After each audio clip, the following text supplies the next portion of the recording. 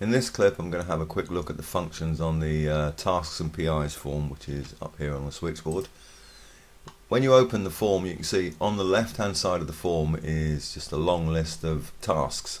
Now all education boards produce a list of tasks that they ask the students to do. Now some of the boards say the students have to do all of the tasks on the list, and some boards allow students to select a few that they want to do.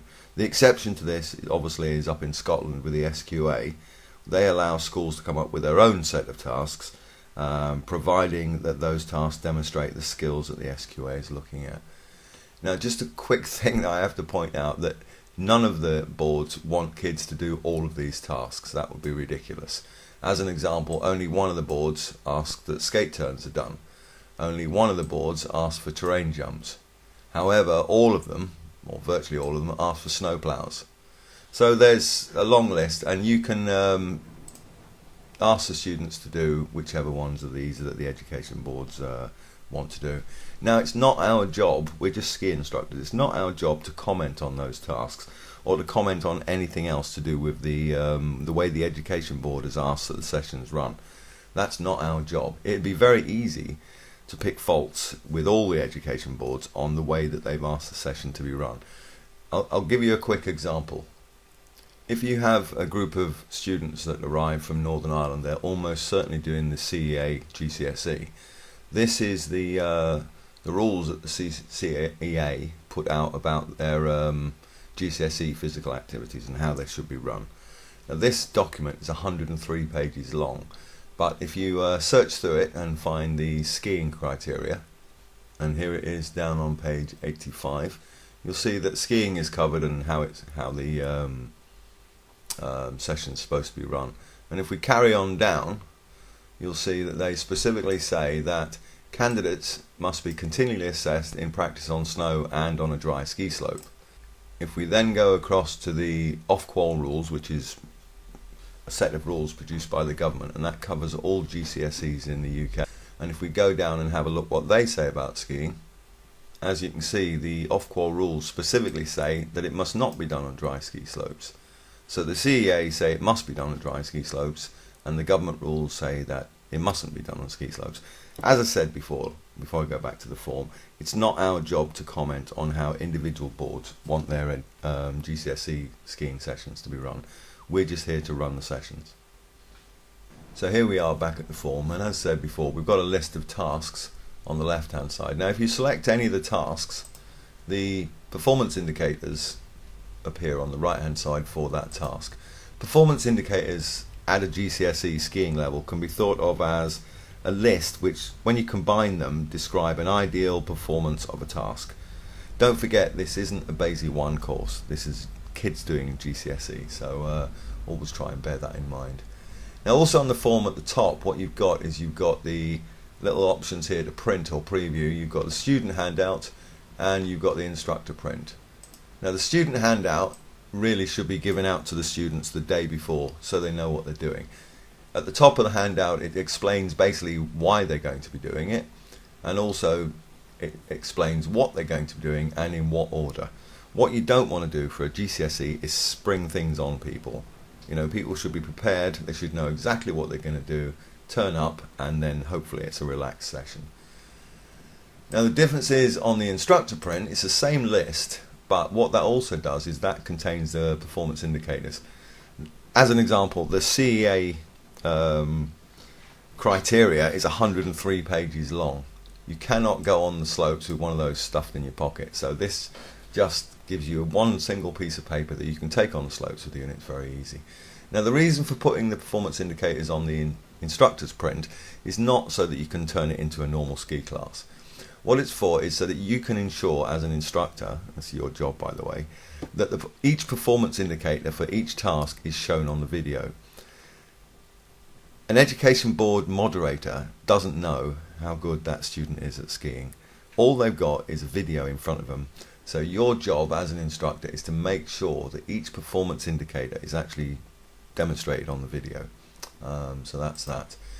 Now obviously, as I said before, not all of these tasks need doing for all students. This is a list that I've combined from all the education boards, and if you add them all up, this is what they want.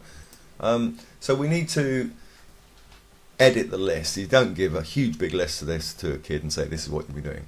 So as an example, if we look at the student handout, the top one is handling of skis carrying, and at the moment it's a current task. So if we take it off, you'll see that on the student handout it's not there anymore. So in other words, those students who you've given this handout to don't need to do that. So you can actually select anything you want, just take them off, just select the button, and you can either add it to the list or take it off.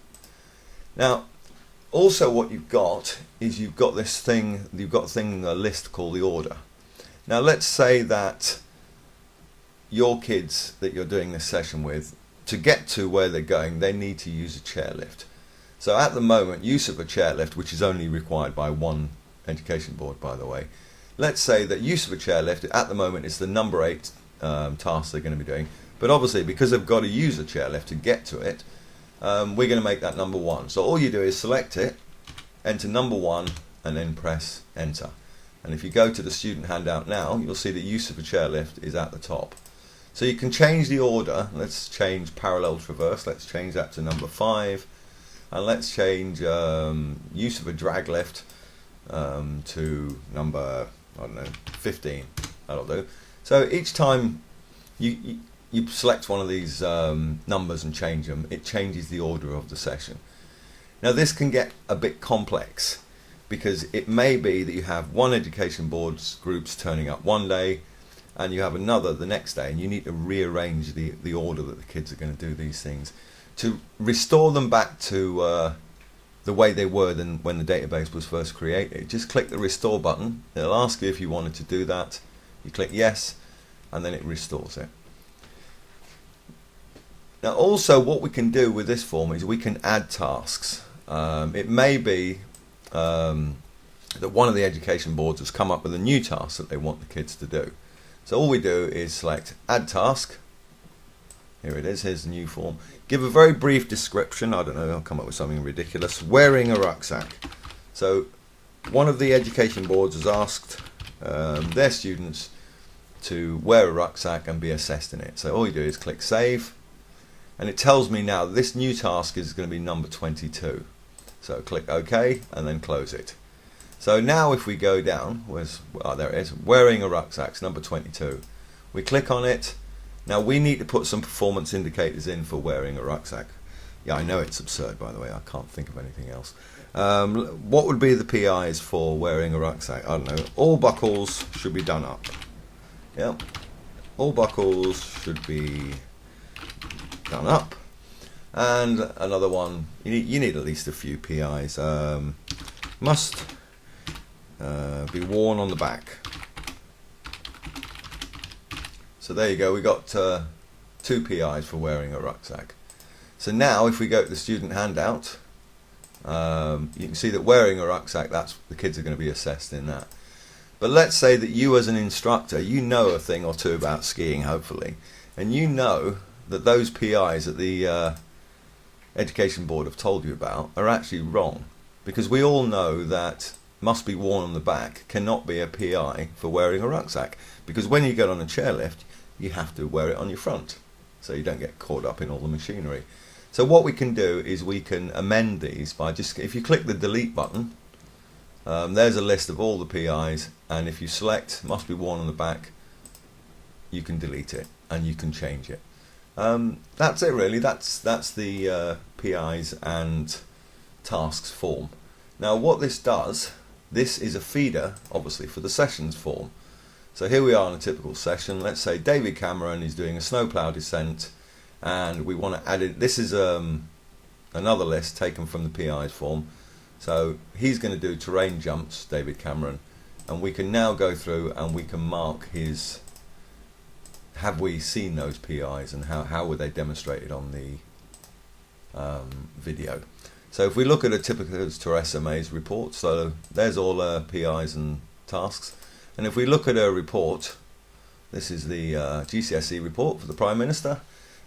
This first page is the one that everybody's interested in. But if we go to page 2 on the report, you can see each PI has been marked and is also reported back to the Education Board.